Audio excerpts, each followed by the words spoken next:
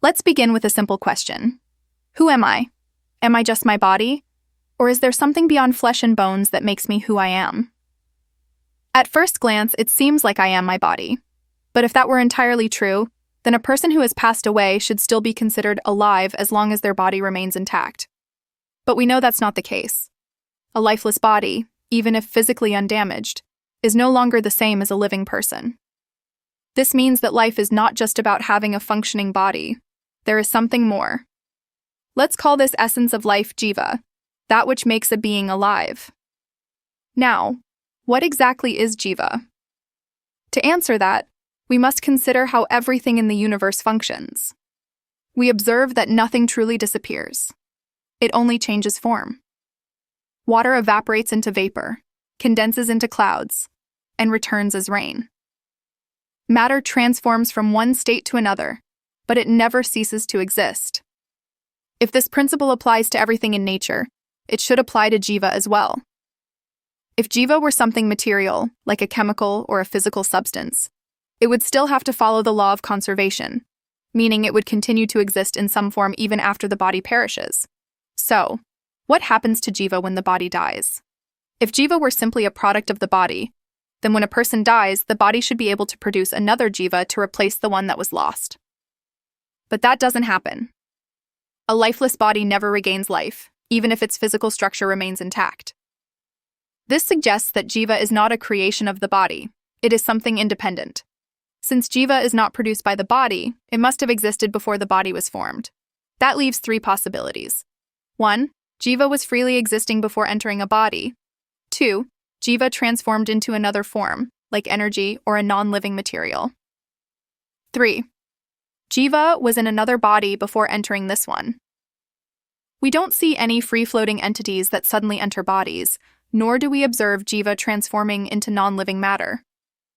What we do observe is that Jiva is always found in living beings, which strongly suggests that before taking one body, Jiva must have been in another.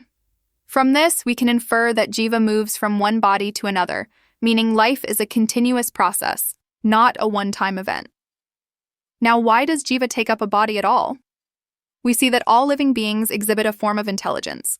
They seek nourishment, they protect themselves, and they make choices that help them survive. This means that life is not just a passive existence. There is an underlying drive towards something beneficial. If Jiva has intelligence, it must also have some purpose or goal. One obvious possibility is that Jiva seeks the best possible conditions for existence, perhaps a body that offers more comfort, better survival, or greater experiences. But no matter how perfect a body may be, suffering is inevitable. Even the healthiest, strongest, or wealthiest individuals experience pain, loss, and death. Would Jiva's suffering end if it were completely alone, free from the constraints of the world? Not necessarily. Suffering and pleasure exist in contrast to each other, just as darkness makes us aware of light. Pain makes us aware of comfort. If suffering is unavoidable in any body, then the only way Jiva can escape suffering is by moving beyond the cycle of birth and death entirely. Since Jiva itself does not perish, its only option is to transition into a state where it no longer needs a body at all. This is what people call Moksha, a state where Jiva is no longer bound by birth, death, and suffering. When we look at history, we see that this idea is not new. Generations of people have followed specific paths to achieve this state, and these practices have been preserved and passed down for thousands of years. This is not a random belief.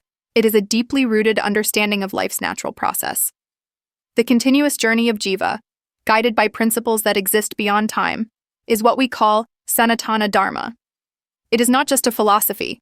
It is a reality that we can observe in the very cycle of life and death itself. Dehinosmin yatha dehe kaumaram yavananjara तथा देहांतर प्राप्ति धीरस्तत्र न मुह्यति